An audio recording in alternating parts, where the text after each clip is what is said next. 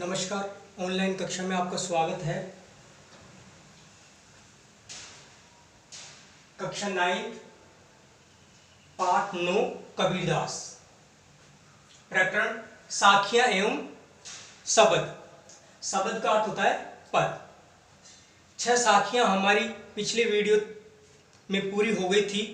आज हम अंतिम साखी 7वीं साखी पढ़ेंगे। ऊंचे कुल का जन्मिया जे करनी ऊंच न होई, सुबरन कलश सुरा भरा साधु निंदा सोई।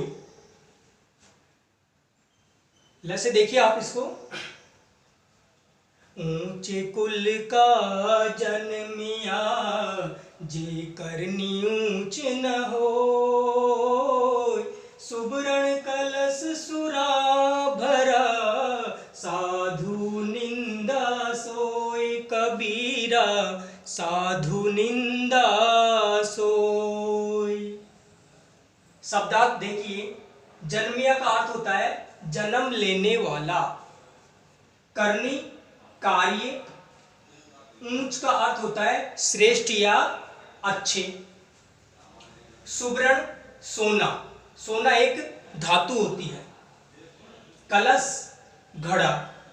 सुरा शराब। इसका अर्थ देखिए। कबीरदास जी कह रहे हैं, कबीरदास जी के अनुसार यदि कोई मनुष्य श्रेष्ठ कुल में जन्मा है, यदि कोई मनुष्य श्रेष्ठ अच्छे कुल में जन्मा है, किंतु उसके कर्म कार्य श्रेष्ठ नहीं है, अच्छे नहीं है, तो क्या लाभ? तो ऊंचे कुल में जन्म लेने से कोई लाभ नहीं। जिस प्रकार सोने का घड़ा अगर शराब से भरा हो, सोने का घड़ा अगर शराब से भरा हो, तो साधु लोग, साधु यानी सज्जन लोग ऐसे बर्तन की निंदा ही करते हैं, अर्थात ऐसे बर्तन की बुराई ही करते हैं। आशय यह है कि मनुष्य कर्म से महान बनता है। मनुष्य कर्म से महान बनता है, जन्म से नहीं। इसलिए हमारे कर्म श्रेष्ठ होने चाहिए। इसमें अर्थ भी मैंने लिख दिया है ताकि आप होमवर्क करो तो शब्दार्थ और अर्थ भी इसमें से उतार लो, फिर उसको याद कर लो। अब ये साखियां हमारी पूरी हो गई। अब है शब्द। शब्द का अर्थ होता है पद। मोको कहां ढूंढे बंदे मैं तो तेरे पास में। ना मैं देवल ना मैं मस्जिद, ना काबे कैलाश में, ना तो कोने क्रिया कर्म में, नहीं योग वैराग में, खोजी होए तो तुरते मिली हो पल भर की तलाश में। कहे कबीर सुनो भाई साधो सब श्वासों की श्वास में। ये पद है। इसको लैसे देखिए आप। लैसे आसानी से समझ में आ जाएगा और रुचि भी हमारी बढ़ेगी। मोको कहां ढूंढे बंदे मैं तो तेरे पास में। मोको कहां ढूंढे बंदे मैं तो तेरे पास में। ना मैं देवल ना मैं मस्जिद, ना मैं देवल ना मैं मस्जिद, ना काबे कैलाश में, ना तो कोने क्रिया कर्म में, नहीं योग वैराग में। खोजी होए तो तुरते मिली हो पल भर की तलाश में। कहे कबीर सुनो भाई साधो सब श्वासों की श्वास में। कहे कबीर सुनो भाई साधो सब श्वासों की श्वास में। इसके शब्दार्थ देखिए। मोको, मोको का अर्थ होता है मुझे। मुझे यहां ईश्वर के लिए प्रयोग किया गया है।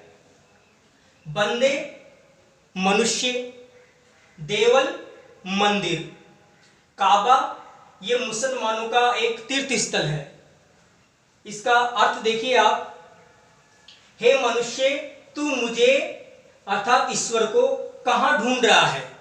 हे मनुष्य तू मुझे अर्थात ईश्वर को कहां ढूंढ रहा है, मैं तो तेरे पास ही हूं। और जो पास में होता है उसको ढूंढने की आवश्यकता पड़ती है क्या? नहीं, उसको पहचानने की आवश्यकता पड़ती है। ना मैं मंदिर ना मैं मस्जिद, ना तो मैं मंदिर में हूं और ना ही मैं मस्जिद में हूं।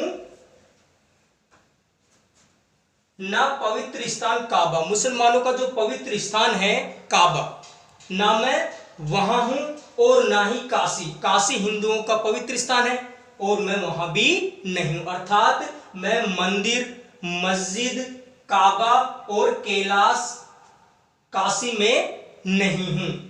ना मैं सांसारिक आडंबर और ना ही योग वैराग में। सांसारिक जो आडंबर किया जाता है, योग वैराग धारण किया जाता है, सन्यासी बन जाते हैं, तो मैं उसमें भी नहीं हूं।